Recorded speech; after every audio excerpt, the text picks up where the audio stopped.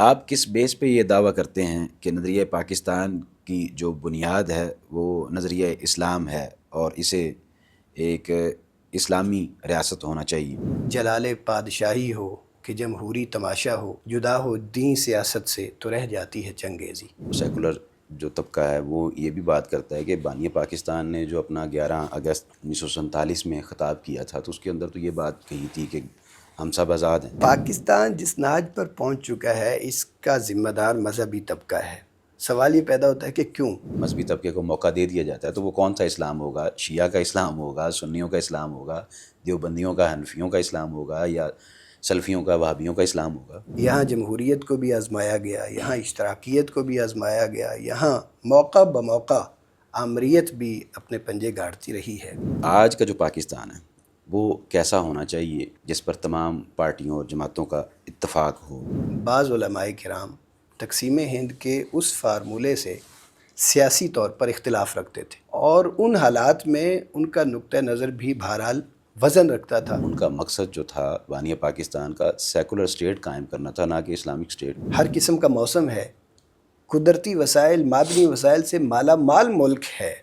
ایک وقت تھا کہ آپ ان ملکوں کو بھی قرض دیا کرتے تھے جن سے آج دوستی کے نام پر آپ بھگاری بنے ہوئے ہیں۔ بسم اللہ الرحمن الرحیم۔ السلام علیکم ورحمۃ اللہ وبرکاتہ۔ ناظرین کرام، پاکستان کو 79 برس ہونے کو ہیں۔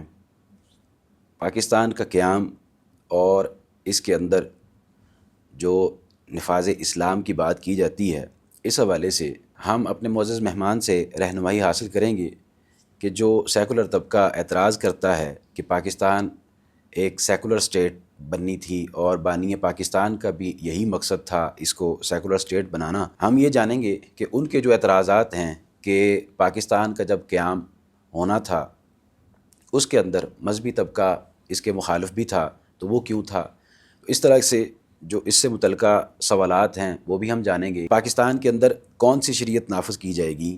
وہ شیعوں کی، اہل تشیع کی شریعت ہوگی یا سنیوں کی شریعت ہوگی؟ کون سا اسلام اس کے اندر نافذ کیا جائے گا؟ جو کہ اختلافات یہاں پہ پائے جاتے ہیں۔ اور جو آئین ہے پاکستان کا اس میں کیا درج ہے، اور جو یہاں پہ مذہبی طبقہ ہے اس کا کیا کردار ہونا چاہیے؟ اور جب اسلام نافذ کرنے کی ہم بات کرتے ہیں تو اسلام نافذ ہو جائے گا تو پھر کیا مقاصد حاصل ہوں گے، اور اگر اسلام نافذ نہیں ہوتا تو پھر ہمیں کن کن مسائل کا سامنا کرنا پڑ سکتا ہے اور کر رہے ہیں؟ تو ہم اپنے معزز مہمان کی جانب چلتے ہیں اور ان سے یہ جاننے کی کوشش کرتے ہیں۔ ڈاکٹر صاحب، وطن عزیز پاکستان کے قیام کو آپ کس نظر سے دیکھتے ہیں؟ یہ کوئی حادثہ تھا یا کوئی معجزہ، کوئی نعمت ہے یا کرامت ہے؟ کیا فرماتے ہیں؟ بسم اللہ الرحمن الرحیم۔ آپ کا بہت شکریہ کہ ایک اہم موضوع پر اور زندہ موضوع پر آپ نے اظہار خیال کا موقع دیا ہے۔ پاکستان کے قیام کو آپ کرامت کہیں یا معجزہ کہیں، سب سے بڑی بات تو یہ ہے کہ پاکستان کا قیام اللہ تبارک و تعالیٰ کی بہت بڑی نعمت ہے۔ اگر آپ تاریخ کا مطالعہ کریں، ہندوستان کی تاریخ کا، اور خصوصاً اس کو ریلیٹ کریں تاریخ اسلام کے ابتدائی دور سے، تو مکہ میں اہل اسلام کو جو حالات درپیش تھے، قریب قریب ہندوستان کے مسلمانوں کو بھی انہی حالات کا سامنا کرنا پڑ رہا تھا کہ جب بنیادی حقوق ان کے سلب ہو رہے تھے اور زندگی ان پر گویا محال کر دی گئی تھی۔ تو ان حالات میں مکہ کے مسلمانوں کو اللہ تعالیٰ نے ہجرت کا حکم دیا اور مدینہ کی ریاست بطور انعام عطا فرمائی، اور اللہ تعالیٰ نے اپنی اس نعمت کا تذکرہ ان الفاظ میں کیا ہے کہ وَاذْكُرُوا إِذْ أَنْتُمْ قَلِيلٌ مُسْتَضْعَفُونَ فِي الْأَرْضِ تَخَافُونَ أَنْ يَتَخَطَّفَكُمُ النَّاسُ فَآوَاكُمْ وَأَيَّدَكُمْ بِنَصْرِهِ وَرَزَقَكُمْ مِنَ الطَّيِّبَاتِ لَعَلَّكُمْ تَشْكُرُونَ۔ کہ اللہ کی اس نعمت کو یاد کرو کہ جب تم بہت کمزور تھے اور بہت تھوڑے تھے، اور تمہیں ہر وقت یہ خوف لاحق رہتا تھا کہ تمہیں اچک لیا جائے گا، پھر اللہ تعالیٰ نے تمہیں ٹھکانہ فراہم کیا اور اپنی خاص نصرت سے تمہاری مدد فرمائی، اور پھر تمہیں طیبات کا رزق عطا فرمایا تاکہ تم اس کا شکر ادا کرو۔ تو جیسے ریاست مدینہ کا قیام مسلمانوں کے لیے اللہ تعالیٰ کی ایک بڑی نعمت تھی، ریاست پاکستان کا قیام بھی ہندوستان کے مسلمانوں کے لیے نعمت خداوندی سے کم نہیں ہے۔ تو جس طرح یہ نعمت بڑی ہے اسی طرح فرض بھی بڑا عائد ہوتا ہے، بے شک، اور وہ فرض یہ ہے کہ جس کلمے کی بنیاد پر جس اللہ نے آپ کو یہ ملک عطا کیا ہے اسی اللہ کے احکامات کو آپ نافذ کریں۔ اللہ تعالیٰ ارشاد فرماتے ہیں الذین مکناہم فی الارض اقاموا الصلاۃ وآتوا الزکوٰۃ وامروا بالمعروف ونہوا عن المنکر، کہ جنہیں ہم زمین میں اقتدار بخشیں پھر ان کا کام یہ ہے کہ وہ نماز قائم کریں اور زکوٰۃ کا نظام نافذ کریں، نیکی کا حکم دیا کریں اور برائی کے کاموں سے روکا کریں۔ تو میں سمجھتا ہوں بنیادی طور پر وطن عزیز اللہ تعالیٰ کی نعمت عظمیٰ ہے، اور اس میں اللہ کے کلمے کا نفاذ اہل اسلام کی، خصوصاً اہل اقتدار کی بنیادی ذمہ داری ہے۔ آپ کس بیس پہ یہ دعویٰ کرتے ہیں کہ نظریہ پاکستان کی جو بنیاد ہے وہ نظریہ اسلام ہے اور اسے ایک اسلامی ریاست ہونا چاہیے؟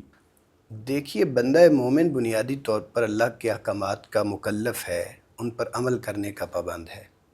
مسلمان جہاں کہیں بھی ہو، ایک بھی ہوگا تو اللہ کے احکامات کا پابند ہے، اور اگر وہ ایک معاشرے کی صورت میں ہوں گے پھر بھی اللہ کے احکامات کے پابند ہیں۔ اور اگر جدید دنیا میں اہل اسلام کی ایک سٹیٹ وجود میں آ جائے گی تو پھر پوری سٹیٹ بحیثیت مجموعی اللہ کے احکامات کی پابند ہے۔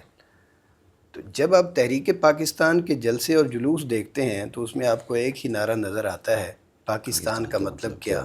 لا الہ الا اللہ۔ اور آپ دیکھیں گے کہ جب یہ نعرہ گونجتا ہے تو پھر سٹیج پہ بیٹھے ہوئے قائدین میں سے بھی کوئی بھی یہ نہیں کہتا کہ آپ کس قسم کا نعرہ بلند کر رہے ہیں، قیام پاکستان سے ہمارا تو یہ مقصد قطعاً نہیں ہے۔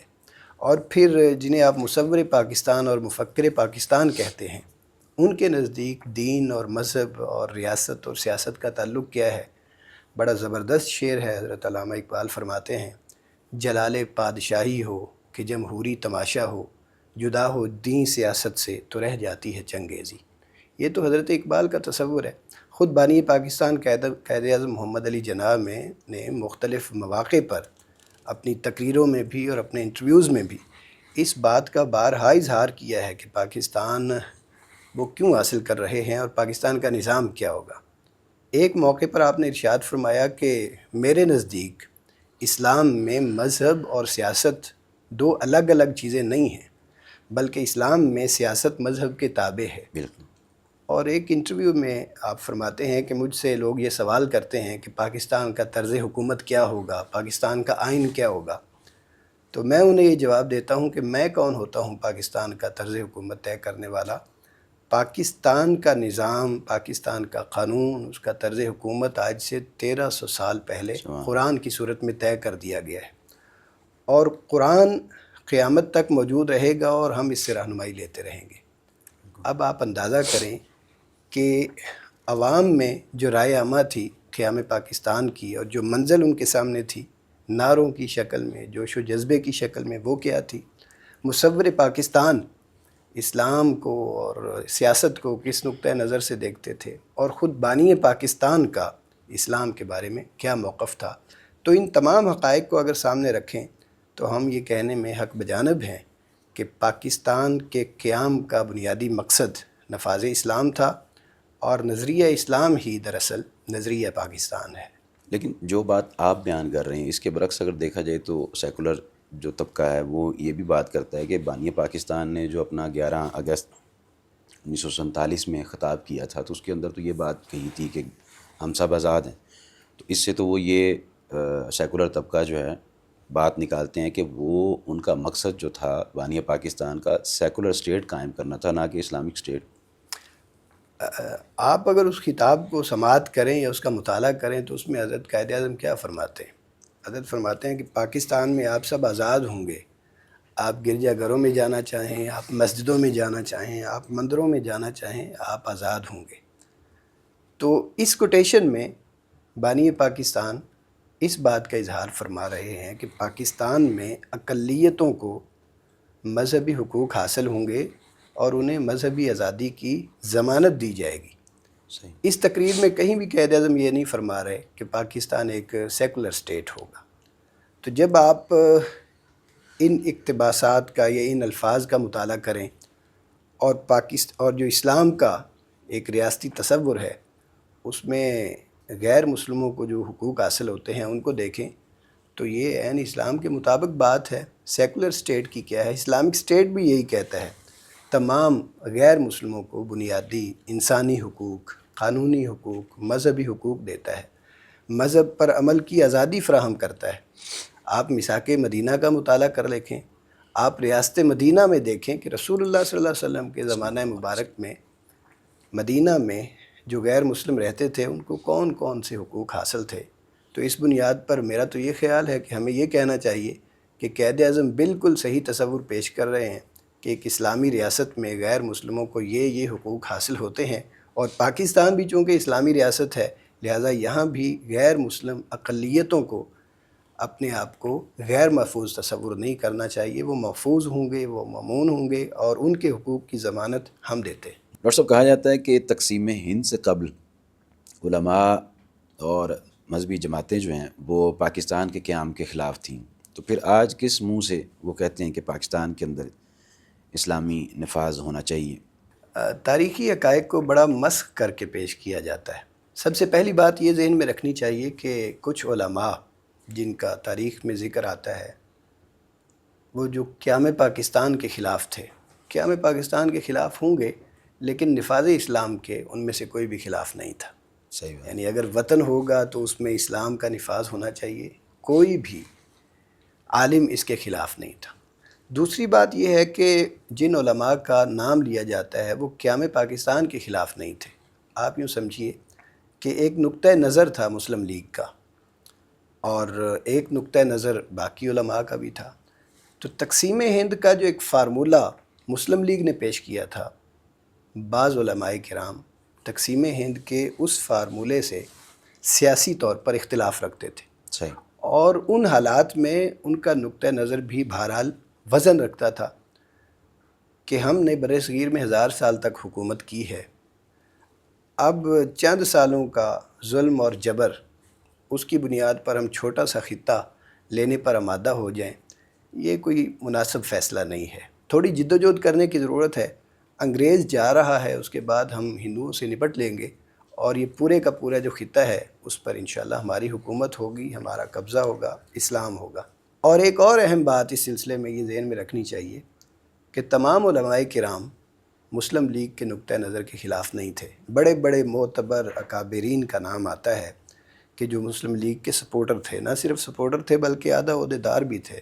صحیح، مولانا شبیر احمد عثمانی کا نام ہے، سید سلیمان ندوی کا نام ہے، مولانا داود غزنوی رحمہ اللہ کا نام ہے۔ تو یہ مسلم لیگ کے پنجاب کے عہدیدار بھی تھے، اور حضرت قائد اعظم کے ساتھ شانہ بشانہ انہوں نے تحریک پاکستان میں اور قیام پاکستان کی جد و جہد میں حصہ بھی لیا ہے۔ اور آخری بات یہ سمجھنی چاہیے کہ پاکستان کو اگر آپ ایک مسجد سے تشبیہ دیں کہ کسی علاقے میں، کسی محلے میں، کسی گاؤں میں مسجد بنانی ہے، تو اہل محلہ کا اس بات پر تو اختلاف ہو سکتا ہے کہ مسجد مشرق میں بنے گی یا مغرب میں، شمال میں بنے گی یا جنوب میں، یا مسجد کتنے رقبے پر محیط ہوگی۔ یہ اختلاف تب تک ہے جب تک مسجد بن نہیں جاتی، لیکن جب مسجد بن جائے گی تو اختلافی نقطہ نظر رکھنے والوں کا بھی فرض ہوگا کہ وہ مسجد کا تحفظ کریں اور اس کی ضروریات کا خیال رکھیں اور اس کی حرمت کا دفاع کریں۔ بالکل اسی طرح جب پاکستان بن چکا ہے تو ہم سمجھتے ہیں کہ ہمارے نزدیک پاکستان چونکہ کلمے کی بنیاد پر بنا ہے، اس لیے پاکستان کی حیثیت ایک مسجد جیسی ہے، اور مسجد کا دفاع کرنا، مسجد کی ضروریات کا خیال کرنا، اس کی حرمت پر پہرا دینا، اور مسجد میں اللہ کے دین کا اور اللہ کے کلمے کو بلند کرنا، یہ تمام اہل اسلام کا فرض ہے، اور علماء کرام اہل اسلام کو ان کا یہ فرض یاد دلاتے ہیں اور دلاتے رہیں گے انشاءاللہ۔ جس طریقے سے آپ ماشاءاللہ بیان کر رہے ہیں اس میں کوئی شک نہیں، لیکن اکثر کہتے یہ ہیں جو سیکولر طبقہ ہے ان کا تو کہنا یہ ہے کہ پاکستان کے جو موجودہ حالات ہیں ان کے پیچھے بنیادی طور پہ یہ جو مذہبی طبقہ ہے یہی وجہ ہے ایسے حالات کی۔ تو اگر انہی مذہبی افراد کو یہ ساری ذمہ داری سونپ دی جائے پاکستان کی، جو آپ نفاذ اسلام کی بات کرتے ہیں، تو پھر خدا جانے کیا بنے گا۔ ابھی تو یہ باہر ہے۔ پاکستان جس ناج پر پہنچ چکا ہے اس کا ذمہ دار مذہبی طبقہ ہے۔ سوال یہ پیدا ہوتا ہے کہ کیوں؟ مذہبی طبقہ اس کا ذمہ دار کیوں ہے؟ مذہبی طبقے نے کب سے کب تک اس ملک میں حکومت کی ہے؟ صحیح بات ہے۔ ریاست کے 3 بنیادی ستون ہوتے ہیں، مقننہ ہے، عدلیہ ہے، انتظامیہ ہے۔ مقننہ ایوان بالا میں، ایوان زیری میں، قانون سازی میں کب کب علماء کرام شریک رہے ہیں؟ آپ کی عدلیہ میں، عدالت عالیہ میں، عدالت عظمیٰ میں کب کب علماء کرام متمکن رہے ہیں؟ صحیح بات۔ آپ کی انتظامیہ میں، سول بیوروکریسی میں، اسٹیبلشمنٹ میں کن کن ذمہ دار عہدوں پر کون کون سے نامی گرامی علماء آتے رہے ہیں؟ آپ ذرا مجھے بتا دیں۔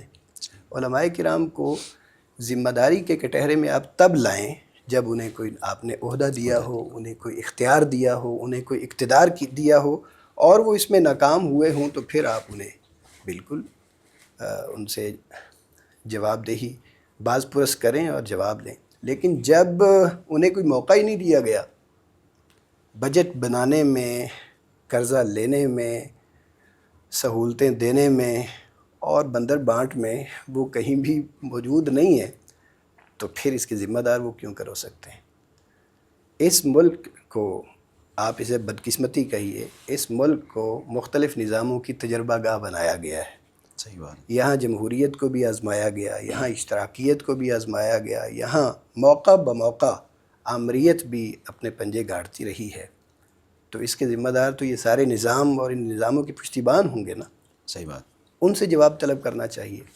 تو میں عرض کرتا ہوں کہ آپ ایک موقع مذہبی طبقے کو بھی دے دیں، آپ ایک موقع اسلام کو بھی دے دیں، اسلام کو آزمائیں، مذہبی طبقے کو آزمائیں، اور اگر مذہبی طبقہ ڈیلیور کرنے میں ناکام رہے تو پھر انہیں ضرور عدالت کے کٹہرے میں کھڑا کریں، ان کا گریبان پکڑیں اور ان سے سوال کریں کہ آپ نے یہ وعدے ہم سے کیے تھے، انہیں وفا نہیں کر سکے ہیں، تو آپ ان کا جواب دیں۔ ہمارا وقت ضائع کیا ہے، ملک کے وسائل تباہ کیے ہیں، اس کے ذمہ دار آپ ہیں۔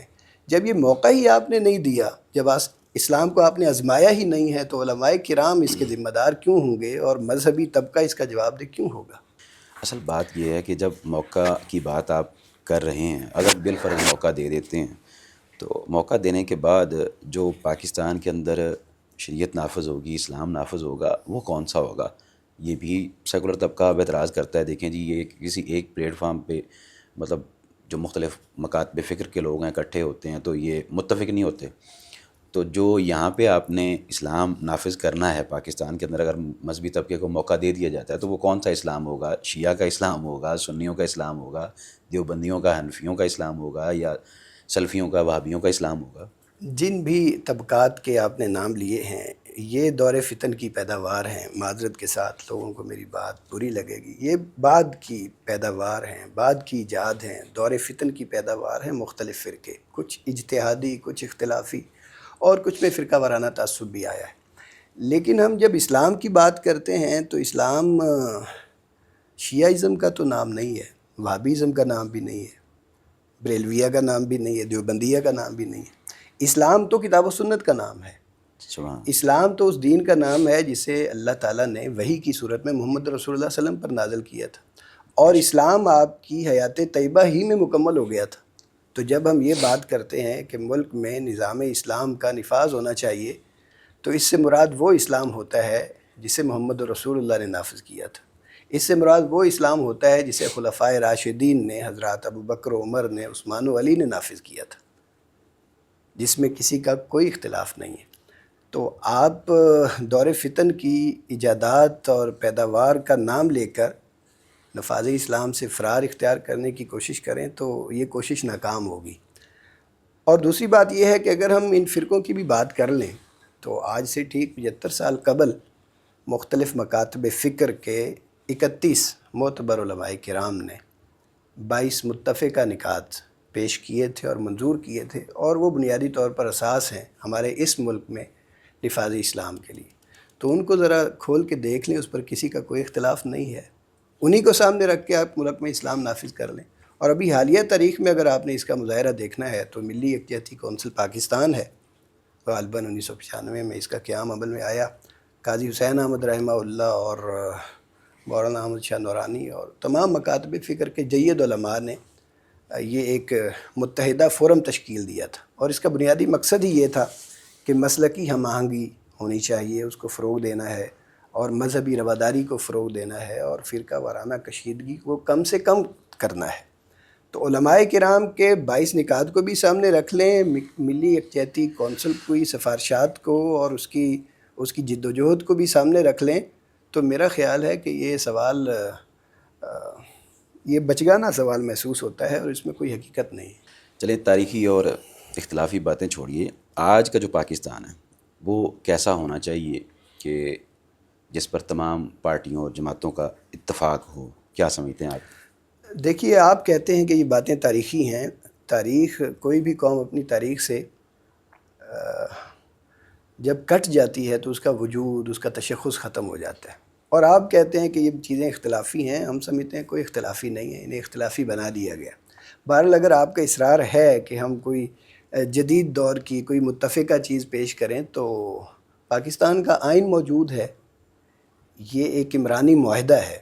پاکستان کی تمام سیاسی اور مذہبی جماعتوں نے، تمام سٹیک ہولڈرز نے گویا اس پر اتفاق کر رکھا ہے۔ آئین پاکستان کا مطالعہ کر لیں، بہت ساری چیزیں کھل کر آپ کے سامنے آ جائیں گی۔ سب سے پہلے تو آپ پاکستان کا نام دیکھیں، آئین پاکستان کی روح سے اس کا نام ہے اسلامی جمہوریہ پاکستان۔ تو اسلام جس ملک کے وجود کا حصہ ہو، آپ کہیں کہ وہ ملک نظریاتی نہیں ہے، وہ ملک اسلامی نہیں ہے، وہ سیکولر سٹیٹ ہوگا۔ پھر آپ دیکھیے کہ آپ کا آئین کہتا ہے کہ اس ملک کا جو سرکاری مذہب ہے وہ اسلام ہوگا۔ صحیح۔ یعنی آپ کی سٹیٹ نے کلمہ پڑھ رکھا ہے، وہ مسلم سٹیٹ ہے، وہ اسلامک سٹیٹ ہے۔ تو جس ملک نے کلمہ پڑھ رکھا ہے، آپ کہتے ہیں کہ اس کو ہم نے سیکولر سٹیٹ بنانا ہے۔ اس ملک میں، اس کے آئین میں درج ہے کہ یہاں کوئی قانون بھی اسلام کے خلاف نہیں بنایا جائے گا، اور جو قانون اسلام کے خلاف ہے اس کو with the passage of time اسلام سے ہم آہنگ کیا جائے گا، یا اسے ختم کر دیا جائے گا۔ اب قانون کو مذہب کے مطابق کرنا یا دین کی بیس پر قانون سازی کرنا، یہ سیکولرزم ہے یا یہ نظریاتی سٹیٹ کا کام ہے؟ اس سے بھی آگے آپ بڑھیں، ان چیزوں پر عمل درآمد کے لیے آپ نے اسلامی نظریاتی کونسل کو وجود بخشا ہے، قائم کی، قانونی طور پر اسے قائم کیا گیا ہے کہ کچھ مسائل ہوں گے مشاورت کے لیے، وہاں پیش کیے جائیں گے، اور وہ پھر فیصلہ دے گی کہ یہ چیزیں اسلام کے مطابق ہیں یا خلاف ہیں۔ آپ کے قانون کا، آئین کا حصہ ہے۔ آپ نے اسلامی وفاقی عدالت قائم کی ہے، شرعی عدالت، وفاقی شرعی عدالت قائم کی ہے، آپ کے آئین نے اس کو قانونی اور آئینی وجود بخشا ہے۔ تو یہ ساری چیزیں آپ کو کیا بتاتی؟ آپ کے آئین میں کہا گیا ہے کہ اس ملک کا صدر اور وزیر اعظم لازمی طور پر مسلمان ہوگا۔ ایک شخص اپنی ذاتی حیثیت میں کیا عقیدہ رکھتا ہے، سیکولر سٹیٹ کو اس سے کیا غرض ہے؟ وہ مسلمان ہو، غیر مسلم ہو، ہندو ہو، سکھ ہو، یہودی ہو، عیسائی ہو، آپ کے آئین میں یہ درج ہے۔ صحیح بات۔ اور یہ تو ایک آدمی کی شخصی زندگی کی بات کر رہے ہیں۔ آپ کے آئین میں یہ طے کر دیا گیا ہے کہ ایک گروپ جو خود کو قادیانی کہتا ہے، احمدی کہتا ہے، مسلمان ہونے کا دعویٰ کرتا ہے، ان کا اسلام کے ساتھ کوئی تعلق نہیں ہے۔ وہ غیر مسلم اقلیت ہیں، اور انہیں پاکستان میں غیر مسلم اقلیت کے حقوق حاصل ہیں۔ یہ کام سیکولر سٹیٹ کا کام ہے کہ کسی شخص کے ذاتی عقیدے پر بات کرے یا کسی گروپ کے عقائد کو کھنگالتی پھرے، چھانتی پھرے، اور پھر اسے ریاستی سطح پر اور مقننہ میں آ کے غیر مسلم ڈکلیئر کرے۔ یہ ساری چیزیں آئین پاکستان کا مطالعہ کریں تو واضح کرتی ہیں کہ پاکستان ایک نظریاتی ملک ہے، پاکستان ایک اسلامی ملک ہے، اور جو لوگ اس کو سیکولر سٹیٹ بنانے کے مذموم مقاصد رکھتے ہیں وہ کبھی کامیاب نہیں ہوں گے انشاءاللہ۔ تو ڈاکٹر صاحب، پھر موجودہ حالات میں جو سیٹ اپ چل رہا ہے اس میں اسلام نافذ کیسے ہوگا، کون کرے گا، اس بارے میں آپ کیا کہتے ہیں؟ دیکھیے، جیسے میں نے عرض کیا کہ ہر شخص اسلام کا اپنے دائرہ اختیار میں، اپنے دائرہ استطاعت میں مکلف ہے، اسلام کے احکامات کا ہر شخص مکلف ہے۔ ایک عام آدمی، لے مین، اپنے دائرہ اختیار میں اپنی استطاعت کے مطابق اسلامی احکامات پر عمل درآمد کا پابند ہے، اور ایک مقتدر طبقہ اپنے اختیارات اور اپنے اقتدار کی حد تک اسلام پر عمل درآمد کروانے کا پابند ہے۔ قرآن حکیم میں اللہ تعالیٰ نے اپنے ایک پیغمبر حضرت داؤد علیہ السلام کو ارشاد فرمایا تھا، جو وقت کے پیغمبر بھی تھے اور ایک ریاست کے سربراہ بھی تھے۔ اللہ تعالیٰ ارشاد فرماتے ہیں، یا داؤد انا جعلناک خلیفۃ فی الارض فاحکم بین الناس بالحق ولا تتبع الہویٰ۔ اے داؤد، ہم نے آپ کو زمین میں خلیفہ بنایا ہے، تو لوگوں کے درمیان آپ نے حق کی بنیاد پر فیصلہ کرنا ہے۔ اور یہ حق کیا ہے؟ یہ اللہ تعالیٰ کا قانون ہے۔ اور رسول اللہ صلی اللہ علیہ وسلم ارشاد فرماتے ہیں، کلکم راع و کلکم مسئول عن رعیتہ، تم میں سے ہر شخص مسئول ہے، نگران ہے، اور ہر شخص سے اس کے رعایا کے بارے میں سوال کیا جائے گا۔ چنانچہ میں سمجھتا ہوں کہ جو بھی برسر اقتدار طبقہ ہے وہ مکلف ہے، وہ پابند ہے، اور وہ اگر اپنا یہ فرض ادا نہیں کرتا تو اللہ کی بارگاہ میں وہ اس کا جواب دہ ہوگا۔ علماء کرام کا کام ہے کہ وہ مقتدر طبقے کو تنبیہ کرتے رہیں، تذکیر کرتے رہیں، اور ان کا بنیادی فرض ادا کرنے کی تلقین کرتے رہیں۔ اور عوام کا یہ فرض ہے کہ وہ اپنے نمائندوں سے بار بار یہ مطالبہ کرتے رہیں کہ ملک اسلام کے لیے آیا ہے، ہمارے مسائل کا واحد حل اسلامی نظام ہے، لہذا اسے نافذ کیا جانا چاہیے۔ تو پھر جو نظام مصطفیٰ ہے، نفاذ اسلام سے ملک کو کیا فائدہ ہوگا؟ ملک کو کیا فائدہ ہوگا؟ دیکھیے، بنیادی طور پر تو ہم اللہ تعالیٰ کے احکام کے پابند ہیں۔ اللہ کا حکم ماننے سے ہمیں بظاہر فائدہ ہو رہا ہو پھر بھی ہم نے حکم ماننا ہے، بظاہر فائدہ نہ ہو رہا ہو پھر بھی حکم ماننا ہے، بظاہر نقصان ہو رہا ہو پھر بھی حکم ماننا ہے، کیونکہ اللہ کے احکام پر عمل درآمد کرنے کا جو اجر ہے اور جو فوائد ہیں وہ ہمیں بہر صورت آخرت میں حاصل ہونے ہیں۔ لیکن دنیا میں بھی اللہ تعالیٰ نے اہل ایمان کے لیے کچھ وعدے کر رکھے ہیں۔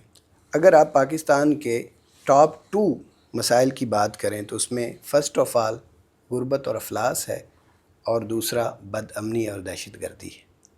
تو اگر آپ اسلام کا کلمہ نافذ کر دیں گے تو اللہ تعالیٰ کا وعدہ ہے کہ وہ یہ دونوں مسائل حل کر دے گا۔ اہل کتاب کے لیے اللہ تعالیٰ کا یہ وعدہ تھا ہم سے پہلے، اگر اہل کتاب تورات اور انجیل کا نظام قائم کر دیتے، اس کے مطابق اپنی حکومتیں چلاتے اور ان کے احکامات کے پابند رہتے، لَأَكَلُوا مِن فَوْقِهِمْ وَمِن تَحْتِ أَرْجُلِهِمْ، تو اپنے اوپر سے بھی کھاتے، اللہ تعالیٰ رحمت کی بارشیں نازل فرماتے، آسمان کے دروازے کھول دیتے، اور زمین اپنے خزانے اگلنا شروع ہو جاتی، سونا پیدا کرنا شروع کر دیتی۔ یہ تو اہل کتاب کے بارے میں حکم ہے۔ خود اہل مکہ قریش کے بارے میں بھی اللہ تعالیٰ انہی 2 فوائد کا ذکر کرتے ہیں، لِإِيلَافِ قُرَيْشٍ إِيلَافِهِمْ رِحْلَةَ الشِّتَاءِ وَالصَّيْفِ فَلْيَعْبُدُوا رَبَّ هَذَا الْبَيْتِ الَّذِي أَطْعَمَهُم مِّن جُوعٍ وَآمَنَهُم مِّن خَوْفٍ، کہ قریش کو چاہیے کہ اللہ کی اس گھر کے رب کی عبادت کرتے رہیں اور اس کے ساتھ کسی کو شریک نہ ٹھہرائیں۔ وہ اللہ کے جس نے انہیں بھوک میں کھلایا، اور وہ اللہ کے جس نے انہیں امن فراہم کیا۔ اللہ کی عبادت کرتے رہو تو اللہ نے جس طرح ماضی میں کھلایا ہے مستقبل میں بھی کھلائے گا، جس طرح ماضی میں امن دیا ہے مستقبل میں بھی امن دے گا۔ تو اس طور سے اگر آپ دیکھیں تو سیاست بھی عبادت ہے، خدمت بھی عبادت ہے، تجارت بھی عبادت ہے، اور سب سے آخر میں پھر میں یہ عرض کروں کہ اللہ تعالیٰ نے خود اہل ایمان سے بھی یہ وعدہ کر رکھا ہے کہ اگر تم ایمان لاؤ اور اگر نیک عمل کرو اور اللہ کے احکام کے پابند رہو تو پھر تمہیں اللہ تعالیٰ یہ فوائد دے گا۔ اللہ تعالیٰ ارشاد فرماتے ہیں، وعد اللہ الذین آمنوا منکم وعملوا الصالحات لیستخلفنہم فی الارض، تم میں سے جو اہل ایمان ہیں، جو عمل صالح بجا لاتے ہیں، ان سے اللہ تعالیٰ نے یہ وعدے کر رکھے ہیں۔ اور وہ وعدوں کا تذکرہ کرتے کرتے اللہ فرماتے ہیں، وَلَيُبَدِّلَنَّهُم مِّن بَعْدِ خَوْفِهِمْ أَمْنًا، کہ ہم خوف کو امن میں تبدیل کر دیں گے، یہ ہمارا وعدہ ہے۔ تو اگر ہم آج خط غربت سے نیچے کتنی آبادی ہے جو زندگی بسر کر رہی ہے، اور دہشت گردی کا اور بد امنی کا ایک بدمست ہاتھی ہے جو ہم سے کنٹرول نہیں ہو پا رہا، تو اگر ہم امن چاہتے ہیں اور اگر فراواں رزق چاہتے ہیں تو پھر اللہ کا کلمہ اسلام ہمیں اس ملک میں نافذ کرنا ہوگا۔ ڈاکٹر صاحب، آخری سوال میں آپ سے یہ کرنا چاہوں گا کہ اگر ملک پاکستان کے اندر اسلام شریعت نافذ نہیں ہوتی تو پھر پاکستان کو کیا نقصان ہوگا؟ دیکھیے یہ بڑی حرما نصیبی ہوگی کہ ہم اللہ سے کیا ہوا وعدہ وفا نہ کریں اور اس کا عطا کردہ جو ملک ہے اس میں اسی کا کلمہ نافذ نہ کریں۔ اس کا جو وبال ہوگا آخرت میں تو ہوگا ہی ہوگا، دنیا میں بھی ہمیں بہرحال اس کا سامنا کرنا پڑے گا۔ اور جیسا میں نے عرض کیا، 2 بنیادی مسائل اور ان مسائل کا بنیادی حل اسلام میں ہے۔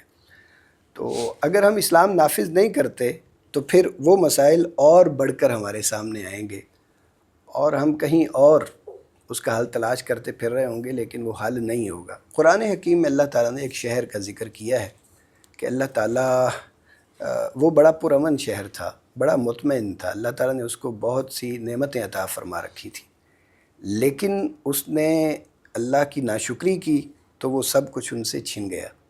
ضرب اللہ مثلا قریۃ کانت آمنۃ مطمئنہ یأتیہا رزقها رغدا من کل مکان فکفرت بانعم اللہ فاذاقها اللہ لباس الجوع والخوف بما كانوا یصنعون۔ اللہ کی نعمتوں کی ناقدری اور ناشکری کے نتیجے میں کیا ہوا کہ ان کو بھوک کا اور خوف کا لباس پہنا دیا گیا، اور یہ وبال تھا ان کے کرتوتوں کا۔ تو آپ دیکھیے پاکستان بھی اسی شہر کی مانند ہے، ہر قسم کی نعمت سے مالا مال پاکستان۔ بے شک پاکستان میں پہاڑ ہیں، وادیاں ہیں، صحرا ہیں، دریا ہیں، سمندر ہے، اور ہر قسم کا موسم ہے، قدرتی وسائل، معدنی وسائل سے مالا مال ملک ہے۔ ایک وقت تھا کہ آپ ان ملکوں کو بھی قرض دیا کرتے تھے جن سے آج دوستی کے نام پر آپ بھگاری بنے ہوئے ہیں۔ تو یہ کیا ہے؟ یہ اللہ کا غضب ہے، اس کی مار ہے کہ اس کی نعمت کی آپ نے ناقدری کی ہے، ناشکری کی ہے۔ تو میں عرض یہ کرتا ہوں کہ اسلام، پاکستان کی تقدیر اسلام سے وابستہ ہے، پاکستان کا مستقبل اسلام سے وابستہ ہے۔ اگر ہم عزت اور وقار چاہتے ہیں قوموں میں تو اسلام سے وابستہ ہونا پڑے گا، ورنہ پھر ہم ذلیل ہو کر رہ جائیں گے۔ حضرت عمر رضی اللہ تعالیٰ عنہ کے بارے میں آتا ہے، آپ فرمایا کرتے تھے کہ ہمیں اللہ تعالیٰ نے اسلام کی بنیاد پر عزت دی ہے، اگر اسلام چھوڑ کر غیر اسلام میں عزت تلاش کریں گے تو اللہ ہمیں ذلیل کر کے رکھ دے گا۔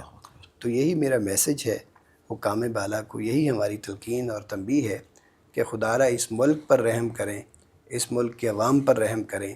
اللہ کے سامنے آپ نے جواب دہ ہونا ہے۔ جو وعدہ ہم نے اللہ سے کیا تھا قیام پاکستان کے وقت، اور جس کے لیے اہل اسلام نے قربانیاں دی تھیں، اپنی عزتوں کی، اپنے جان کی، اپنی مال کی، اپنے گھر بار کی، ان قربانیوں کا بھی بہرحال کسی نہ کسی نے حساب دینا ہے۔ تو اس دن سے ڈر جائیں، اور اللہ نے جو آپ کو موقع دیا ہے، جو مہلت دی ہے، اس کو غنیمت سمجھیں اور اللہ کا کلمہ اسلام نافذ کریں۔ اس سے ہم نہ صرف دنیا میں سربلند ہوں گے بلکہ آخرت میں اللہ کے نزدیک بھی سرفراز ہوں گے۔ بہت شکریہ ڈاکٹر صاحب، اللہ آپ کو رحمت و برکتوں سے نوازے، جزائے خیر عطا فرمائے۔ بہت عمدہ اور قیمتی رہنمائی کی آپ نے اور مشورے دیے، خاص طور پہ ریاست پاکستان کو بھی اللہ کرے کہ یہ چیزیں ان کو سمجھ آ جائیں اور اس کو امن کا گہوارہ بنائے، اور ہمیں یہ جو ہم در بدر ہاتھ پھیلاتے پھر رہے ہیں اس سے باز آ جائیں۔